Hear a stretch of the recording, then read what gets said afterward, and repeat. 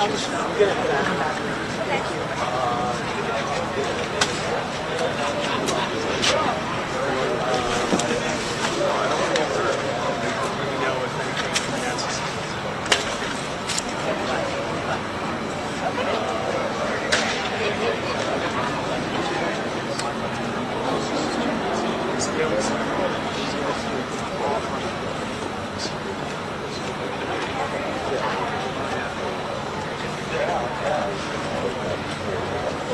Yeah, George Nancy. I mean, she was.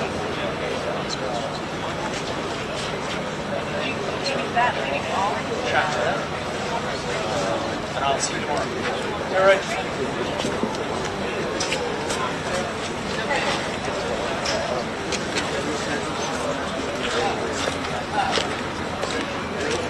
So we have the morning stuff. Garrett has never spoken. As far as I know. We didn't sound again now. We can put together something. You know, a preview like we've done before.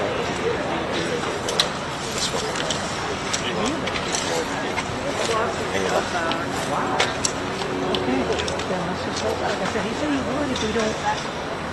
You know, it's just that we see what happens. You know. And let me tell you.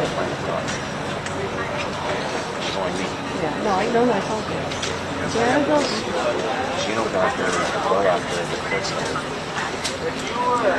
Because I understand because I see him because I made the big deal of monitoring sound from your and I'll tell you, we need a reporter who goes into the family talk today about what we're doing to them.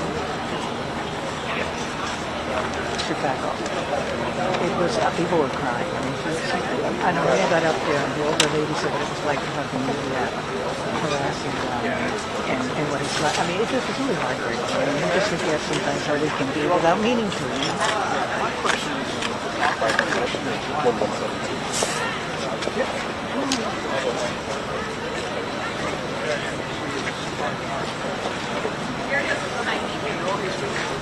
hey, still. Come on.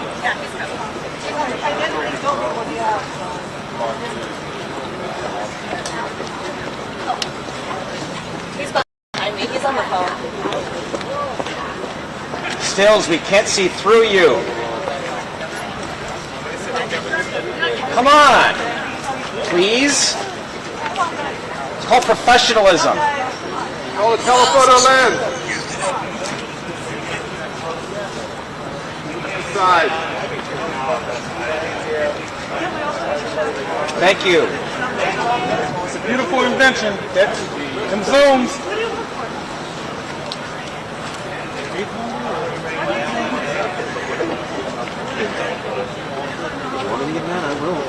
My sister used to say, your mama ain't a glass maker.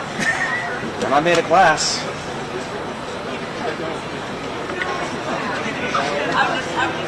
Don't get in front of them.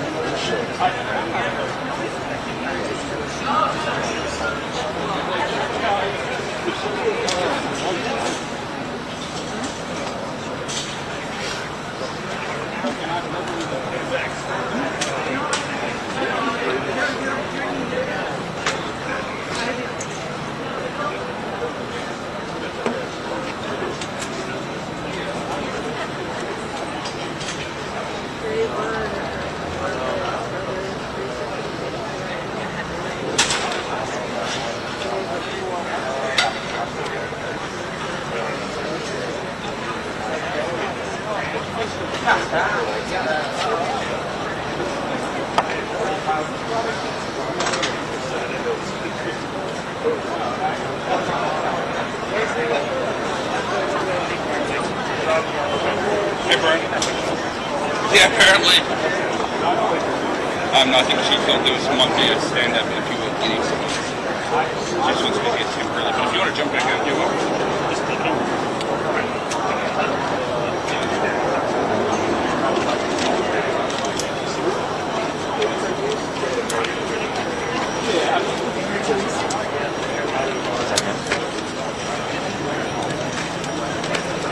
Coming. Okay. Promise. What's the promise?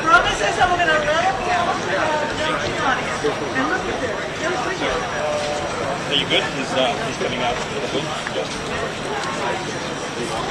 Yeah, probably quoting.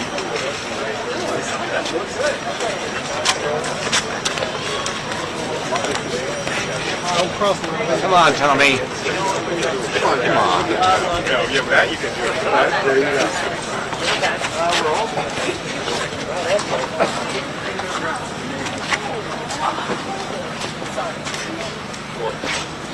Hi.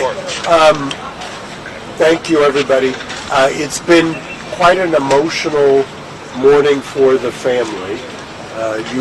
For those of you who are in the courtroom or have read about it, they, I think, at great personal expense, have bared their souls about the trauma they've endured.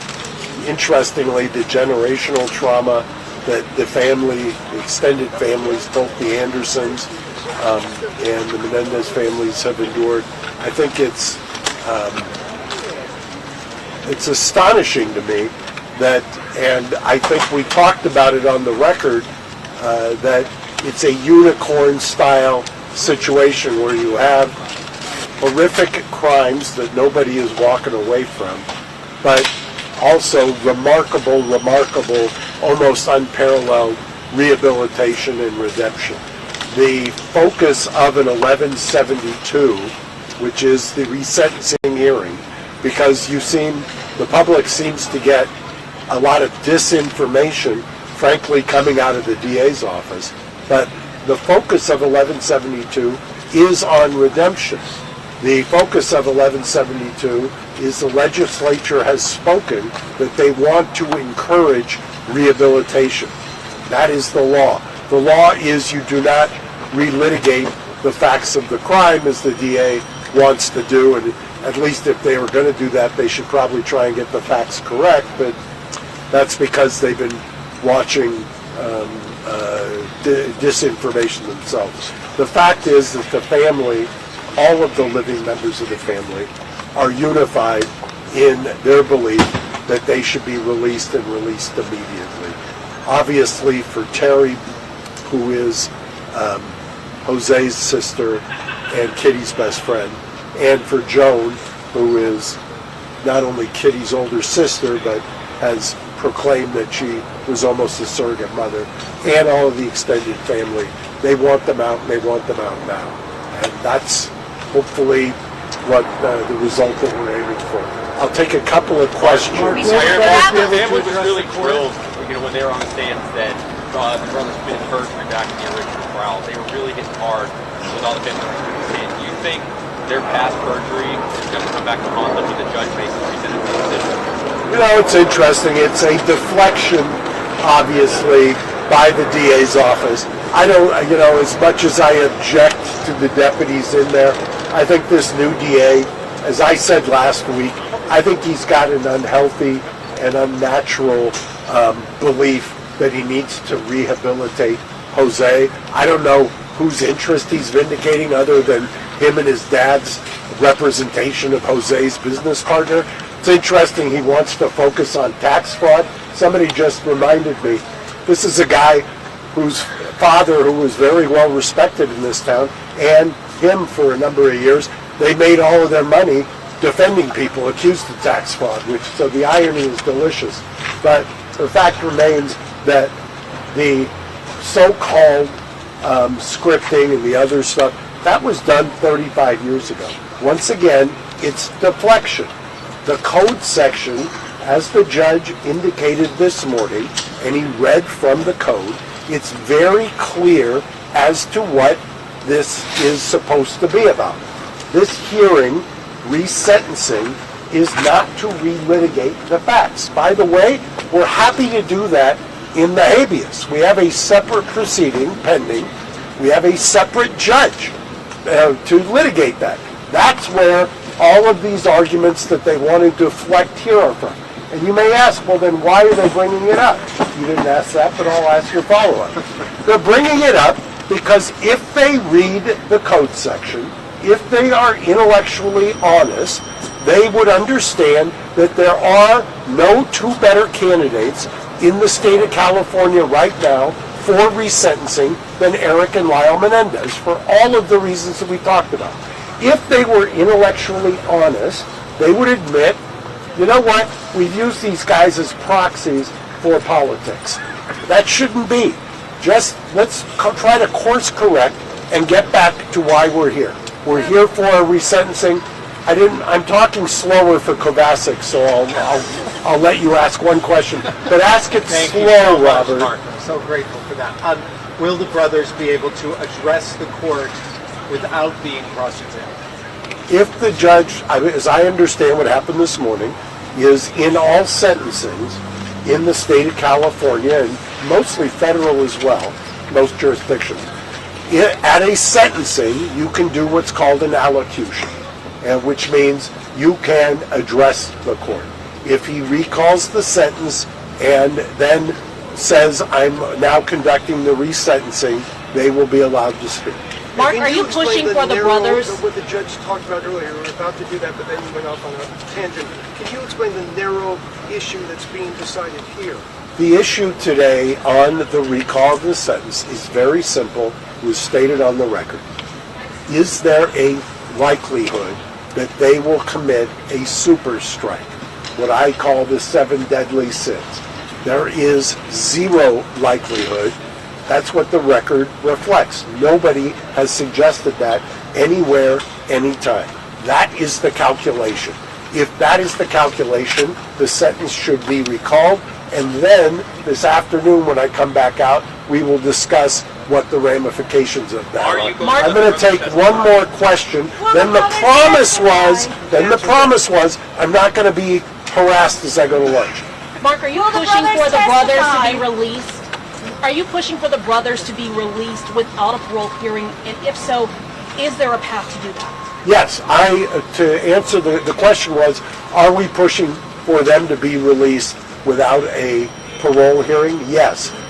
What we are pushing for under the statute is a recall of the sentence, a resentence that is meaningful modification. That's the statute. The meaningful modification would be that they are get convicted of a lesser included offense, which would be voluntary manslaughter, which, by the way, half of the first jury voted for, and time served. Thank you. I'll see you this afternoon. Talking to the judge today. Will they speak? Have a nice lunch. Thank you. Oh, no problem. There's plenty of room for the photographs. You know, last time I was burning up. That's why I put this. I'm Maria. Habla en español. Oh, okay.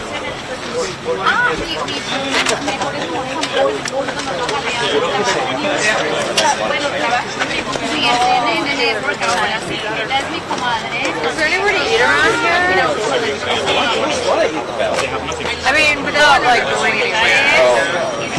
Down Van Nuys Boulevard.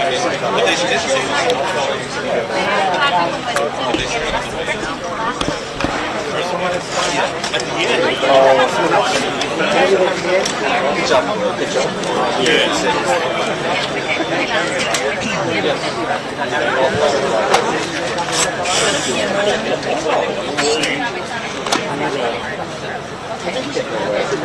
All right,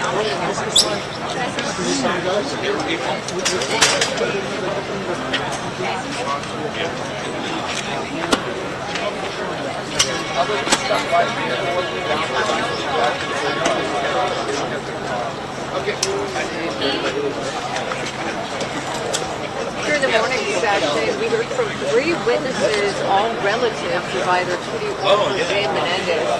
3 women who all said they believe the brothers should be released immediately, that they pose no harm to the public.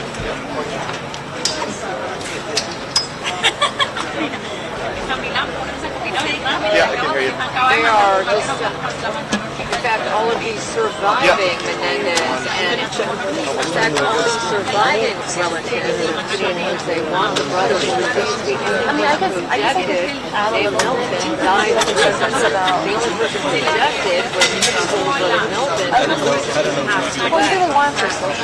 I spoke with the journalist Robert Rand, who's been covering the case.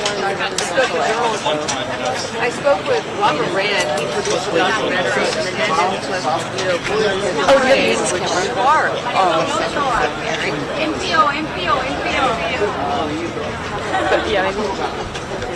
right now, the judge is right now. So right now, the